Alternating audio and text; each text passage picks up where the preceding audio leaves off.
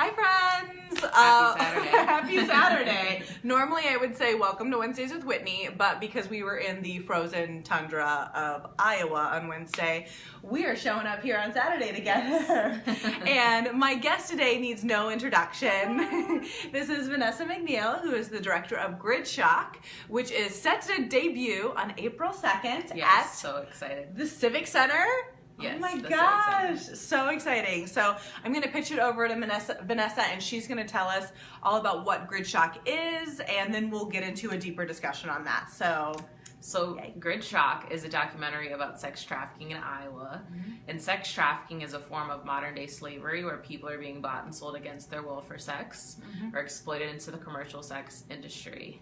So when I met you last time, I mean, that just like, we started all like, hey, and then we're like, oh, here's the reality of what we're talking about today. We are talking about a documentary about sex trafficking, which is, I remember meeting you the very first time. It was almost a year ago, and you were in the hard part of getting funding for this film.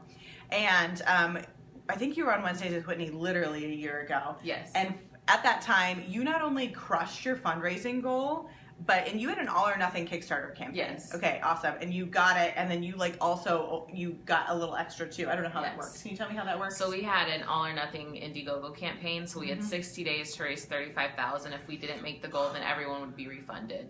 But we ended up making over $45,000. Yeah. Which like just set you up for such success. Yes, totally. Throughout the campaign. So when we met, I remember we met at a Fem City event, and she walks up to me with like this confidence and like, you know, you were having coffee, and she's like, this is what I'm doing. And I was like, okay, like, let's talk about this, because it is closer.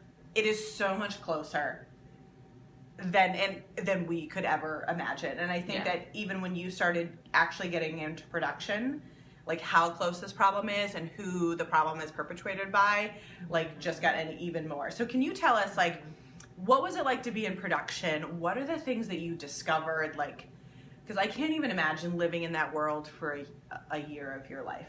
Yeah. So I would say that this project was the hardest thing I've ever done professionally. And when we were done filming, I had to take a 6-week break off from just work and life, because I felt like I had learned so much that challenged my reality that I had to figure out a way to integrate back into like normalcy in a way. But I think that there's like a common misconception that you have to be kidnapped to be trafficked, and it's stranger danger, and it's not.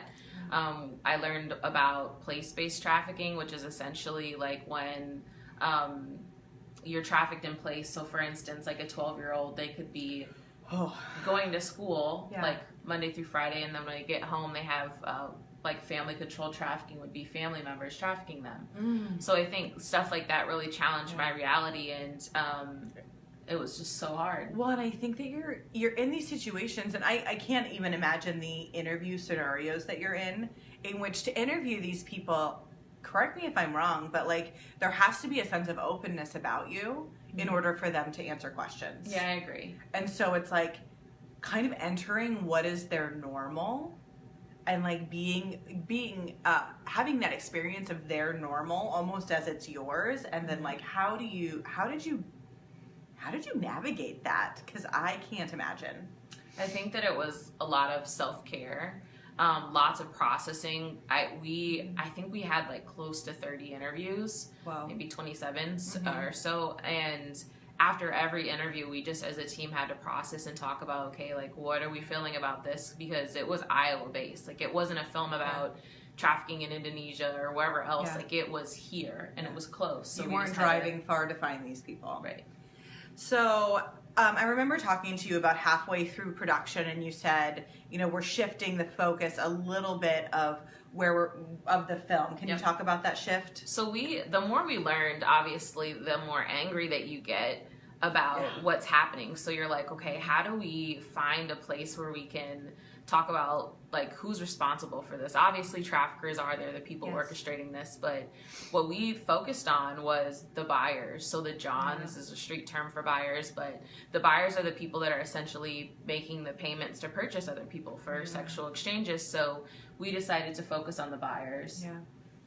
And I think just we're just gonna have to watch the film to find out a lot. But when you were choosing, when you were choosing footage to include, because you had 27 interviews, like that's hours and hours, not to mention B-roll and like everything that goes into production.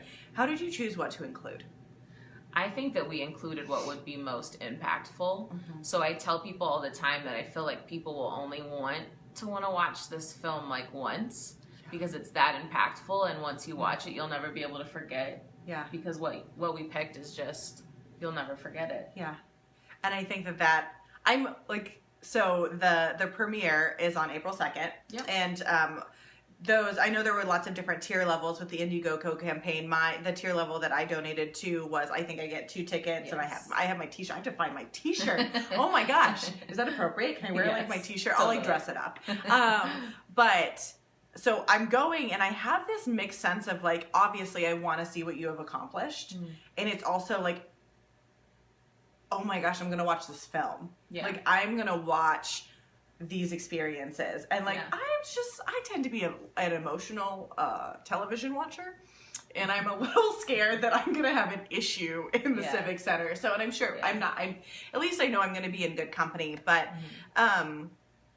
so as you were going through production, like, can you share maybe one interview or one experience that changed the way that you saw your reality, or just something that like shifted, or something that you can share that won't give too much of the actual film away?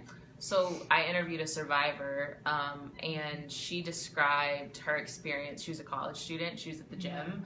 She met a guy who asked her on a date, and they began dating, and the relationship developed. And what she didn't know was that he was a part of a sex trafficking ring in Iowa.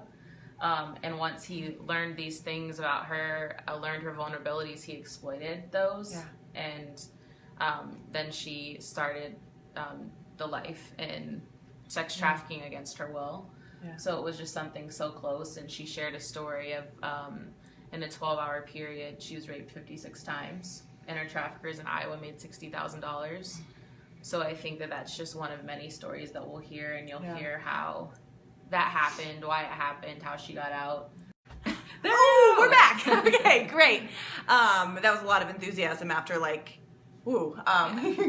up and down. So what's the Civic Center experience going to be like with the film? Like, how can people get involved? How can people show up? What do you need from us now to support this film? Yes, so April 2nd, tickets are on sale for the film premiere. So I would love everyone to come. It's such an important film. So you can get your tickets at the Des Moines Civic Center website. If you click like the April 2nd tab, it'll just go straight there. Okay. For people that are interested, we're having a VIP pre-party event. But I mean, if that's not of interest, that's totally fine too. I just want people to watch it and share it, and talk about it. Yes. Yeah. And after the film premieres, people are able to purchase their own license, so anyone in the community can host their own screening too. Oh wow. Okay, so that's a great way. I can imagine, like, I would love to see some other people that are interested in, like, I feel like there's a lot of organizations that help women that are getting out of these situations, that might be a great way to collaborate. The other thing that I really wanted to touch on is how much Des Moines has shown up for this project. Yes. Not just Des Moines, Iowa, like all of Iowa. And it's an Iowa problem that we're addressing and tackling. And here we are. And I just think that it's a really tough issue to talk about. And I have seen I haven't seen any hesitation, at least in the people that I've approached and talked about it, with their willingness to engage in the conversation. Right. And can you talk a little bit about your experience of navigating this topic and having Des Moines on board, or Iowa on board? Yeah, so I think obviously sex trafficking has been happening since the beginning of time, but I think over the last 5 or so years, people have been really learning about this, and I think people are hungry for knowledge. Yeah. So when I came forward and said I wanted to share more about this subject in our community, I think people were so willing. Yeah. I wouldn't have made this campaign goal without everyone's support and their willingness to be a part of this. Yeah, and I just think that's such a testament to Des Moines, I keep saying Des Moines, but it's Iowa. Iowa's ability to show up for causes that are going to make change. Totally. And going to shift the way we are as a community. So I'm excited for April 2nd. I'm also I know it'll be one of those like life-changing experiences where I'm going to leave and I'm not going to feel the same about, I'm going to have to do something. And I think that the conversation after is then what do we do? We've seen something, we know something. There's going to be a lot of people who are now have as much information, probably not quite as much information as you do, but have a lot of information, and we'll be looking to you to see where to go next. So I don't know if you have any advice for us as to how to get involved, or if Gridshock provides some of that, but I think that that's going to be the next thing. I think right now where we are in the sex trafficking movement, I feel like is very similar to where we were at the beginning of the domestic violence movement, where people were like, I don't even think this happens. I don't think this is important, or important because it doesn't happen. Yeah. So I think right now the biggest thing for people to do is educate, Is which acknowledge sounds that so it's- petty, but it's so important to acknowledge and have everyone know that it's happening, and it's happening here in Des Moines and everywhere else. And then a bigger thing, or is just as big as, like, if you see something, say something. Yeah. There's like an exhaustive list of like warning signs, but I think what people are urging other people to do is like look for the absence of normal. If something doesn't feel like right, it doesn't look right, say something. And call your legislators to call them about how loose and petty the crimes are for buyers of sex. That's a problem. Call to action there, ladies and gentlemen. Well, I will be there on April 2nd, and we will post a link to get tickets to this in the comments. Yes, awesome. So you guys can go straight there, and we'll see you on April 2nd. Yes. Yay. Hope to see everyone there. Thanks for supporting this work. Bye, guys. Bye. Have a great weekend.